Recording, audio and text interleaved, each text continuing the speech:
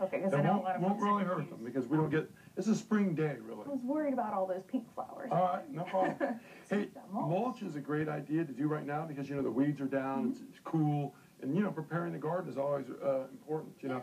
Some of the things, you know, people always ask me about is gravel. Here's some decomposed granite. This is, like, very expensive, but after the third year, it's going to pay for itself. Really? Yeah, the cost starts, you know, really paying you back. In over, say, a 10-year period, it's going to probably be about maybe $3,000 to $4,000 less. Okay. So that's a pretty good sizable save.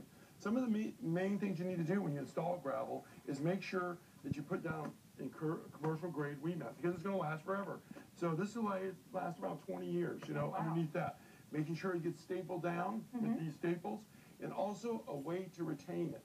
And landscape metal is your best way. Okay. You know, put that in the ground, stake it down, it's permanent.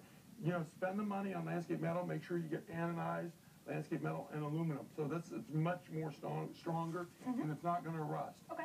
You know, before you put down all your stuff, you want to get rid of noxious weeds like dollar weed, Florida Bethany, those things. You know, put some herbicide down and get that down. All right. Then the next thing, when you get your weed mat down, you want to put down pre-emergent. Just sprinkle it down over the top.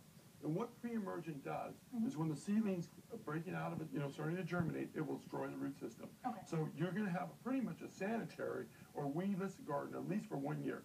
And then you're going to have to do maintenance on it. Every 6 months, pull the weeds. Don't let them reseed in there. Okay. Some of the other great things about mulch is it's going to provide nutrients. And then you can use compost, actually, as a mulch. It's about 3 to 4 inches thick. It provides, you know, blocks of light, provides a physical barrier, doesn't allow the weeds to grow in. Again, pre-emergent.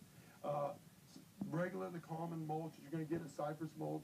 And some of the most effective ways to use it is put it down, put the newspaper down first. Yes.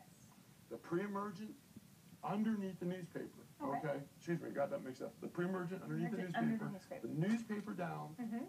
The mulch on top like this, and you are going to have almost a sterile environment for probably around 8 months. And then when you do it again, and after 2 years, your garden or your landscape almost becomes weed-free.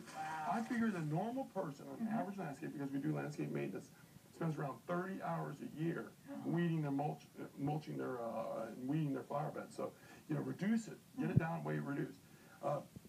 Pine straw is the second most popular mulch. It's kind of stacks up like that, but the great advantage of pine straw, it doesn't float away. It's a renewable resource, and if you got pine trees in your yard, it's easy to do. Pretty cheap.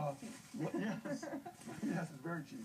Then the leaves are, you know, just old leaves, you know, in your own yard, but don't, you know, use the stuff that's been recycled. A lot of times you get weed seed in there. That's a great one. Okay. Pine bark. I see a lot of that. This is beautiful, holds its color a long time, but it washes out.